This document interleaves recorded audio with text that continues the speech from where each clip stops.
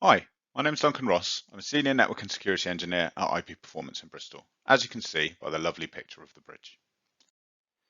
We're a systems integrator that offers web, cloud, and network security and 24/7 technical support, with many customers including large ISPs, train operating companies, universities, local governments, and enterprise businesses. So I thought I'd start with a pithy statement. Hopefully this sums up the theme of my presentation. If you don't hack your network, someone else will. Former director of the CIA and National Security Agency, retired General Michael Hayden, said, fundamentally, if somebody wants to get in, they're getting in. All right, good, accept that. And once you've done as the general suggests and accept that, then what next? So I know we're here to talk about assumed breach, but I wanted to start by talking about preventing breaches. We've spent a huge amount of time and resources on preventing breaches. This isn't a waste of time, but it can't be our only focus. A significant proportion of cyber attacks start with a phishing email or social engineering. We need to try and protect against this by understanding the risk and training people. We have to be able to do the basics really well. Asset management, patching and configuration management, email filtering, web filtering, training, including phishing, anti-social engineering, and open source intelligence gathering, reliable backups. But these are just the basics. We also need to redesign networks to be more inherently secure and with the ability to control them more simply, looking at things like zero trust design and software-defined networks, applying controls at multiple layers, employing overlapping safeguards and risk mitigation strategies will help to ensure more resilient protection across our environments. So what does assumed breach mean? It doesn't mean we stop trying to prevent breaches, but simply means that despite the confidence we have in our defensive protections, we assume adversaries can and will find a way to penetrate security perimeters. This approach allows defenses to be seen from the attacker's point of view and includes tests to discover and fix vulnerabilities. By taking the assumed breach approach, organizations are proactively putting in place technical capabilities and softer processes to ensure they can react quickly and efficiently during a cyber incident. The strategy is made up of three core pillars: war games, centralized logging and monitoring, and penetration testing. The war games can help in the development of playbooks. Having a playbook ready, or as ready as possible, will help the organization survive an attack. In the playbook, there should be clear procedures on what actions need to be taken, how these will be completed, and by whom. The focus should be on restricting or isolating the damage as early as possible. Centralized logging and monitoring is essential. During a breach, you need to have very good visibility on the endpoint as well as the network level. Not having the information to hand quickly can hamper the incident response. Having a baseline for your organization enables you to spot anomalous activity.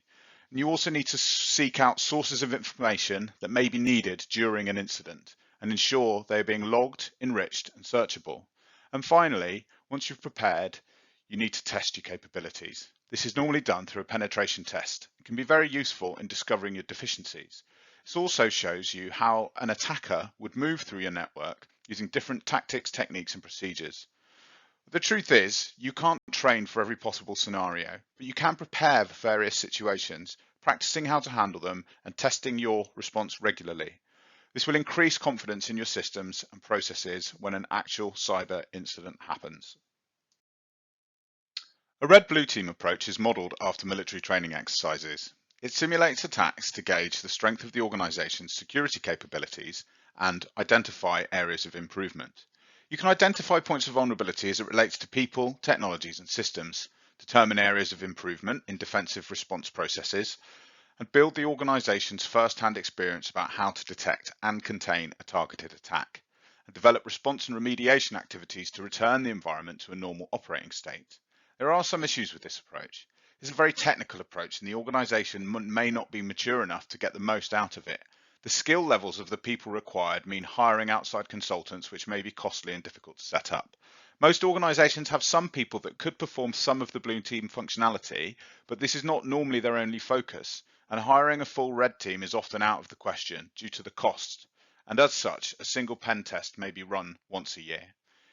This only looks at a very technical aspect of cyber breach. It doesn't cover how an organisation communicates together and how internal teams interact and know what they are responsible for. So how do you apply the assumed breach approach and measure how effective you have been?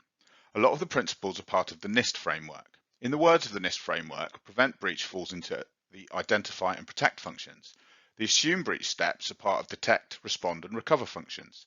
The NIST Framework functions break down further into categories and subcategories that can guide your overall approach.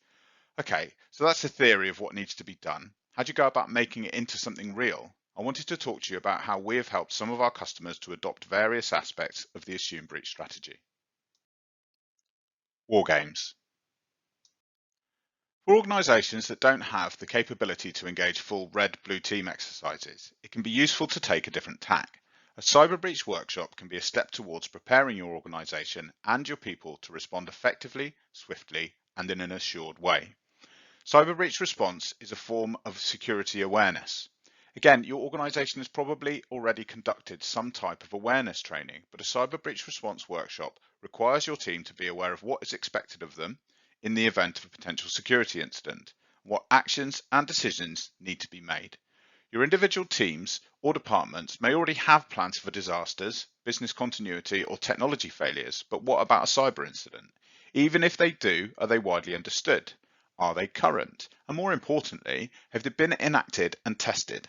The aim of Cyber Breach Workshop is to provide drills, tabletop exercises and rehearsals for the scenarios that you may face, including ransomware, denial of service, lost devices or data leaks. It covers many aspects needed during a cyber breach, not just technical capabilities, but risk management, understanding your environment and attackers, communications between teams, building your response playbooks and response simulation. Some of the benefits we have seen are senior leadership recognizing the importance of making decisions early or even ahead of a breach, managers functioning more effectively as a unit in a consistent and repeatable manner, and building better collaboration between senior leaders. Creating playbooks involves assessing the current threat landscape, looking at which are most likely to affect your organization, and using that information to perform breach rehearsals or simulations. The playbook should cover cyber threats most likely to affect your organization, along with an action plan for each. They document how to respond in a consistent way with a tried and tested response. And they need to cover workflow, tools, and processes, and should be flexible in structure. They are more guidelines than hard and fast rules, and they need to be tested and approved before use. Your playbooks should be updated after any real-life incidents. Centralized logging and monitoring. We have developed and built a number of centralized logging and monitoring platforms with our customers in the education and transport spaces. They needed to understand what was happening on their networks and be able to detect security issues. They faced a number of challenges that were hard to address with traditional tools. These included a large number of users and a high throughput core, which made full coverage expensive with traditional tools. An unsegmented network where malicious actors could easily spread once inside the perimeter. A lot of BYOD student devices, which means no ability to install agents or any security software. Disparate security appliances that are unlinked, making investigation time-consuming and tricky. And finally, a large amount of traffic and logs to process. This made it very expensive to gain full visibility of the entire network with traditional vendors. We broke these down into 3 key areas that needed to be addressed. Number 1 was visibility, collecting and curating quality data from the right systems that will provide greater insight for investigations and incidents. Number 2 is scalability, the ability to scale the infrastructure to cover the entire environment, not choosing which is the most important to record due to limited resources. And finally, technology, understanding and integrating different tools together to ensure that attacks can be identified and remediated. So how does the system work? The first stage is about collecting data from the environment. If you do not proactively collect and store this data, you will find yourself at a loss when questions need answering during a security incident. We decided to use inexpensive sensors to collect metadata from the network and endpoints. We also collect more traditional logs from existing security appliances. Once we have collected the data, we then ship that data to the analysis nodes. The next stage is to understand what we have collected, curate it, and identify any gaps that need filling. We can now start to understand this data set. Baselining requires understanding what your systems do or what is normal for your environment. This stage can include collecting more data or rationalizing duplicates. We can write rules about things we expect to happen and what we expect not to happen. Once we have a baseline, we're then able to identify abnormalities in operations. Finally, we start to hunt for threats. This analysis should be looking for adversary tactics, techniques, and procedures to identify issues, as well as the more easily identified indicators of compromise, file hashes, bad domain names, and malicious URLs. We also have a mechanism to manage and maintain the collection infrastructure simply and easily.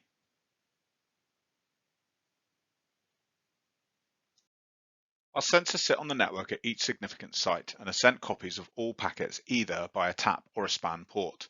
We build our sensors from commodity hardware and run open source tools on them for network traffic analysis.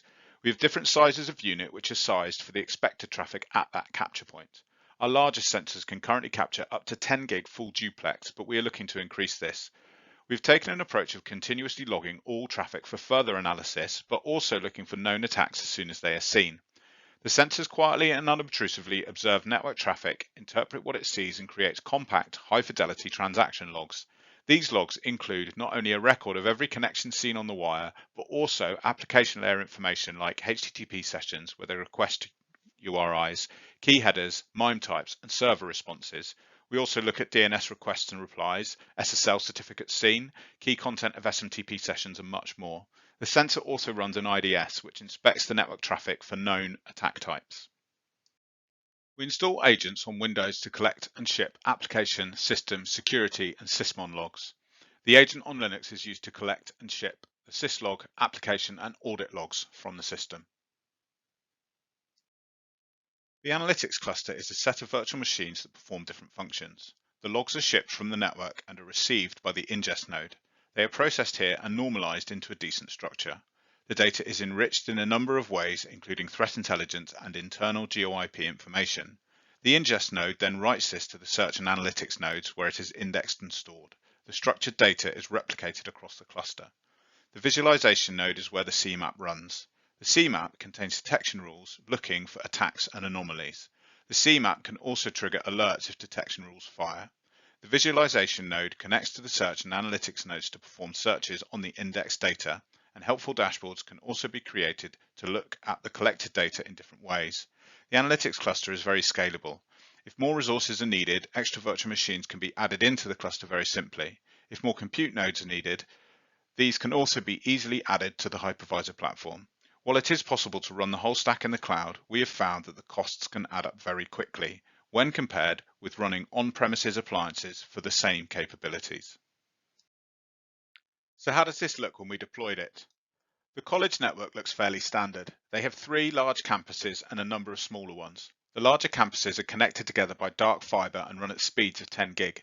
The larger sites have a mixture of client and server VLANs with users connecting from desktops and mobile devices. They currently have 2 Wi-Fi systems with EduRoam on all sites. We installed our compute nodes at Campus 1. These are powerful commodity servers with lots of memory and a mix of SSD and SAS spinning disks. They run an open source hypervisor. We then run our build playbooks and set up our analysis node cluster on top of the hypervisor. Next, we installed our north-south 10 gig sensor. A fiber tap was installed between the edge firewall and core switch to feed traffic to it. We installed another fiber tap behind the WAN edge router at Campus 1. Traffic from this tap is copied to the east-west sensor. Host agents have been pushed to all college servers and endpoints. This is mainly being done by the college's SCCM server. The config on the edge firewall and wireless LAN controllers is updated to forward logs to the analysis nodes. Network metadata from the sensors, network and security appliance logs, server and endpoint logs are then forwarded to the analysis nodes for ingest, normalization, enrichment, and storage. Now we've collected the data, we can start to check it for quality, find data types that are missing, and use it during investigations. Our next project milestone is to add further analysis capabilities to our analysis nodes. This will look for traffic patterns related to command and control beaconing, strobing, and DNS exfiltration. Penetration testing. Of the 3 areas covered by the assume breach strategy, penetration testing can be the most helpful in identifying issues, but does have deficiencies to be considered. The reason it is so useful is that it takes place on your actual network.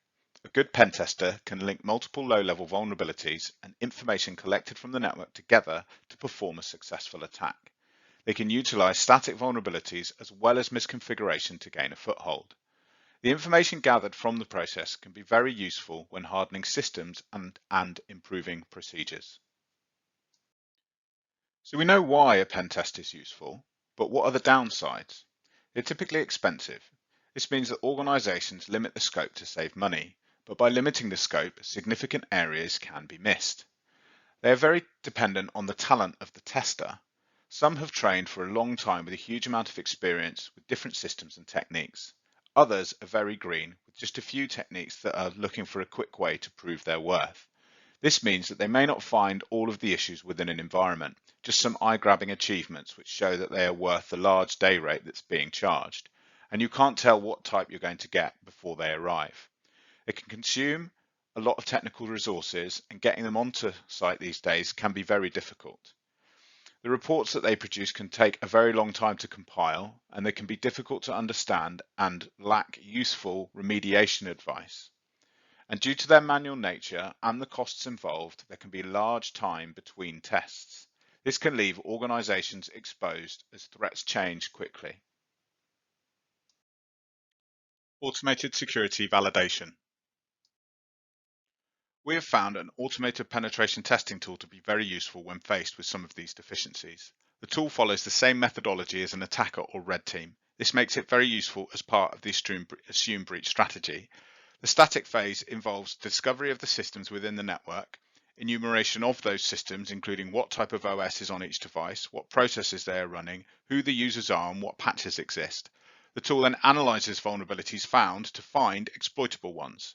The dynamic phase involves ethical exploitation of the vulnerabilities that were found and post-exploitation by extracting evidence from the victim, gathering more information from the victim in order to continue with lateral movement. Once the test run is complete, the tool cleans up any remnants of the test. The tool we like to use is Pentera. It is an automated penetration testing platform. It's not a simulation and it runs on your network with no previous information. All it needs is an access port. It differs from a vulnerability scanner in that it discovers vulnerabilities, actively exploits them, and then uses the data gathered to re-attack the network. As it is a machine, it takes an iterative approach, trying to attack the whole environment and looking for any and all weaknesses. It mimics the actual process carried out by attackers, using the same tools, techniques, and procedures, but in a controlled and automated fashion to overcome the drawbacks of a manual penetration test. Pentera starts by performing network reconnaissance and vulnerability assessment. It then poisons the network using commonly misconfigured or legacy protocols. It does this to sniff credentials. Once it has gained any credentials, it will either try and relay them to gain access to systems, or it will try and crack them to get at the clear text. Once it finds a vulnerable machine, it will inject safe malware into it. The malware looks like normal malware and should trigger any AV or EDR systems on the machine, but it won't do any damage. If this is successful, it will start to gather data from the machine, including files, password hashes, and anything else that may help further its attack. Pentera will then try and move laterally with the ultimate goal of privilege escalation or privileged account creation. The run then stops, cleanup begins, and reports are generated straight away. It can be used in the assume breach strategy to steadily improve an organization's security by running tests again after remediation to prove that issues have been resolved. As it is updated regularly, it can be used to check for any new attacks seen in the wild. Pentera allows us to run a number of different tests, from fully automated black box to simple vulnerability assessment. There are options in between these to allow testing of specific scenarios. Tests can be run on a schedule with a starting point, end goal, critical assets, and networks taken into account. Granular control over the tests means that the blue team can specify a full attack from start to finish to see where their weaknesses lie, or to look at certain stages of an attack to focus in on specific areas that may need work. We may want to test lost credentials, a certain application, or known vulnerabilities. A really useful feature for becoming better at protecting the environment is using the stealthiness settings.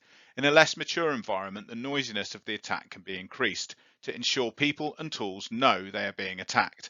As the maturity grows, the attacks can be made more stealthy to ensure teams get better and can catch more proficient attackers. All of these options allow you to structure your defenses in a better way based on real data.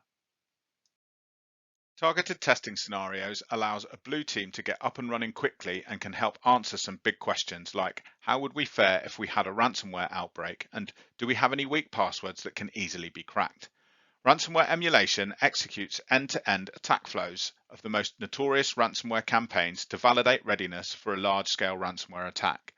AD Password Strength Assessment is a full Active Directory testing scenario that evaluates the password strength of the entire user directory.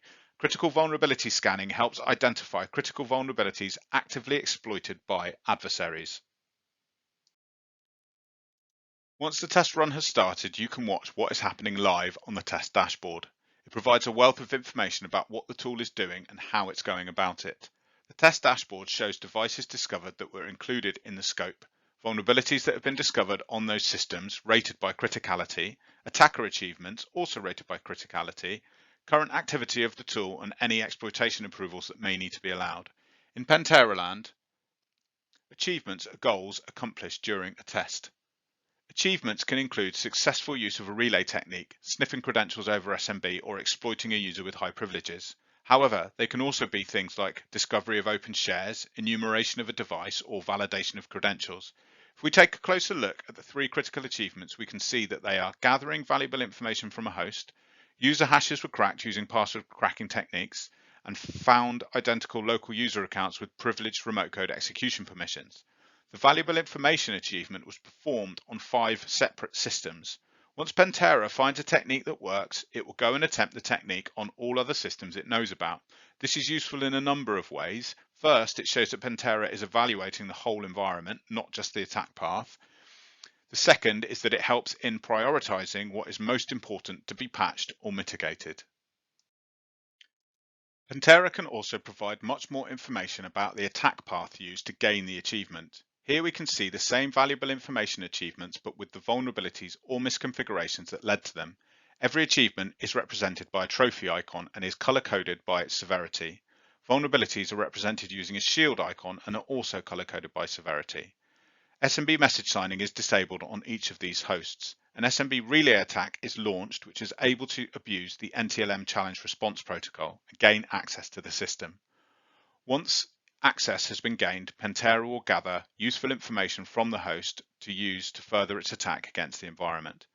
Pentera will also provide more detail about the achievements, including what valuable information was gathered, the parameters used, and an insight into why this is important.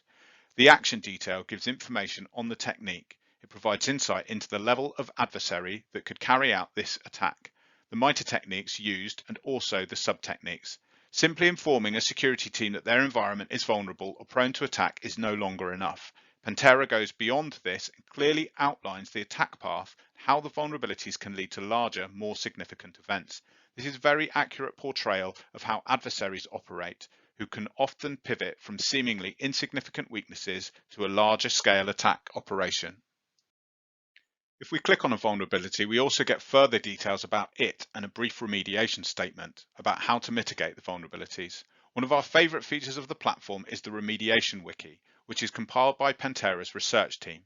It contains thorough details about how to remediate a given vulnerability. Not only are defenders aware of the vulnerability, they can also view in real-time remediation instructions. The Simulate Fix button is another useful option and is available for both certain achievements and vulnerabilities. When used, this button nullifies an achievement or vulnerability from an attack path, showing defenders how a simple fix can disrupt an entire attack chain. It allows defenders to prioritize and visualize remediations and mitigations within the environment, backed by data linked to adversary techniques. Some of the things that sets Pentera apart from other tools is the fact that it's agentless. It runs from a single machine and all it needs is a network port to access the network and start its test. It will run as black box and you don't give it any information before it starts. It's completely automated. You press play and you can get busy doing other things. It needs very little information to be set up. You simply give it a network subnet, things that it's not allowed to attack, and you can even put in place stops to make sure that it doesn't go too far if you don't want it to. It has harmless exploits, which look like real exploits, but they don't cause the types of problems that normal malware would. But they should also set off any good antivirus or EDR solutions. It has consistent execution. You can run the same tests again and again and check that the corrective actions are working as you expect them to. It has full attack vector visibility, so you can see everything that it did, how it did it, what it gathered, and what went on. It has prioritized remediation, which means that you can use the minimum amount of effort to achieve a higher security posture. It's constantly updated with the latest hacking techniques, meaning that anything that new that is experienced in the wild will soon be in the tool that you can use to check your network. And it can be run 24/7.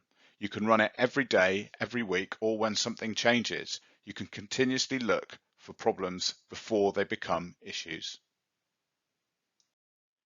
Pentera is able to produce reports about what it found very quickly.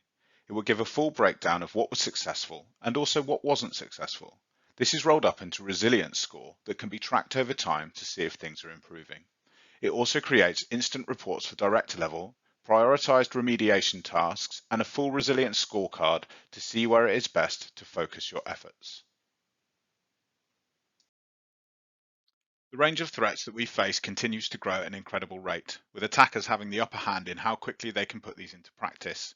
New technologies are being deployed at high speed that increase the attack surface. Older vulnerabilities remain unpatched while new ones are released daily.